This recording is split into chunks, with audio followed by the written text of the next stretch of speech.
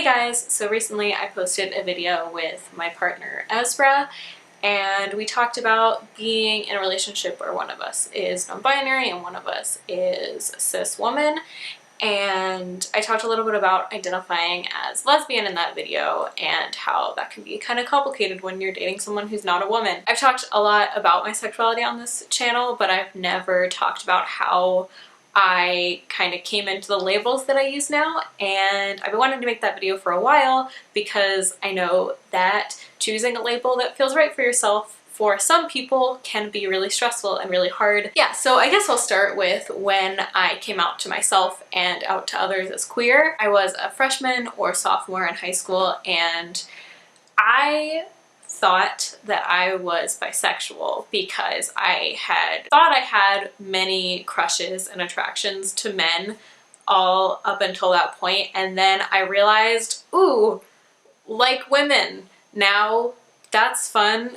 And so I thought that I liked men and women and anyone of any gender. At some point I thought I could be pansexual because I was like, I don't think it matters what gender the person is. But I went with the word bisexual and I stuck with it for a little while, probably like a year and a half probably. And then some things changed and I started to realize that I was becoming less and less attracted to men, or I was noticing how unattracted to men I was. And I started to realize that a lot of the experiences of attraction I felt toward men in the past were coming out of compulsory heterosexuality, which is just forcing yourself to have crushes on your opposite gender when you don't actually feel that way and you're just doing it to perform this role that you were given because of your assigned gender. So the more I thought about my attraction to men, the more I realized that it was fake and performative and not true. It was really interesting because I'd be in situations with other women who identified as bisexual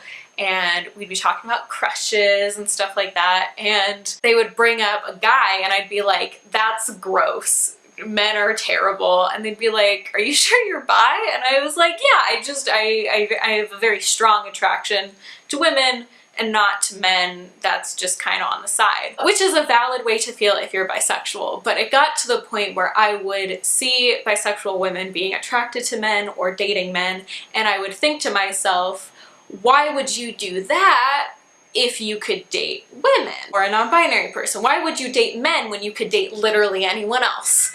And that's the point when I realized, like, that's not really something a bisexual person would say and feel so strongly about. And it pretty much came down to the fact that, yeah, I wasn't attracted to men. That was a lie that I was telling myself for a long time. And so I knew that, you know, the word bisexual can mean a lot of different things, and to me it had meant being attracted to two or more genders. So I was like, yeah, I could still be bisexual. But because of those interactions that I was having with other bisexual women, I didn't feel like I was a part of that community. Like, I felt really isolated from it and really alone in it because there were so few bisexual women I knew that didn't like men and who were just attracted to women and non-binary people or women and genderqueer people. And so it didn't feel right for me to use that label because I couldn't relate to a lot of the experiences that other bisexual women were having. For some people, they feel really passionate about the fact that they're bisexual, even if they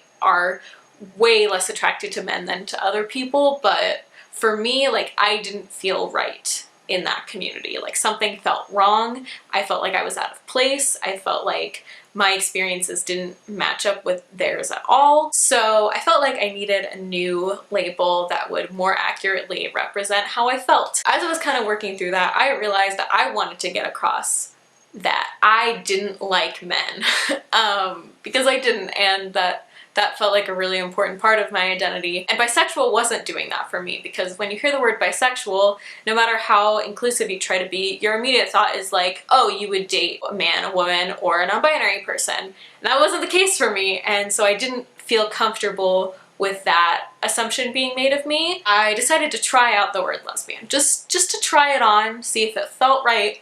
And it was a little weird at first, but after a while of just referring to myself as a lesbian and having my friends refer to me as a lesbian, I felt real good about it. I was way more comfortable with that, and I identified with the experiences of lesbians way more than I did with bisexual women. I had just gotten out of a relationship with a woman, and I was primarily attracted to women, so that felt like the right word to use at the time. And on one hand, the word doesn't necessarily get across that I'm also attracted to non-binary people, and I really don't want my identity to come across as invalidating non-binary people's genders if I am attracted to them, which is a whole conversation that I had with Ezra in the video that I referenced before, and we figured out a way to make sure that that didn't happen. But it is surprisingly easy to get people to understand that I use the word lesbian because it gets across that I don't like men, but I do like everyone else. And I've never had anyone challenge my identity because of it, which was not an experience that I was having as I was identifying as bisexual, but repeatedly saying that I would never date a man. So what I'm trying to get across with sharing my experiences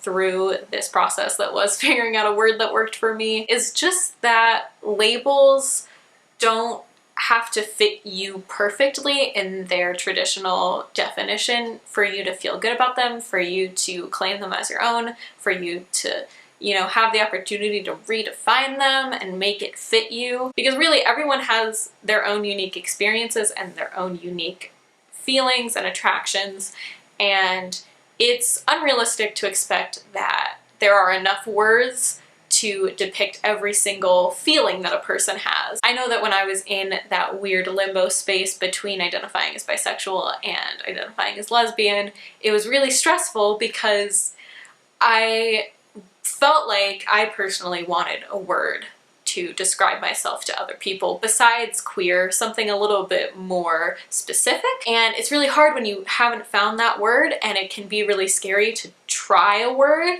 that you're not sure will work for you. But it's okay to try on new labels, and it's okay to change them as you see fit, and it's okay to switch between them. And sexuality is a social construct and can't be put into perfect boxes, so we make do with what we have. So yeah, that's it. If you have experience with this or just any experiences of picking a label that fit you, I'd love to hear it. So thanks for watching, and I'll see you guys next time I make a video. Also, I realized I never mentioned this on my channel, even though I've had it for a while, but I do have a Patreon. You can give me as low as $1 a month, and you will get special perks. Depending on how much you give me, the perks change, and obviously there's no pressure to do this. It's completely up to you, but there's some cool stuff on there. It'll be linked in the description if you want to go check it out.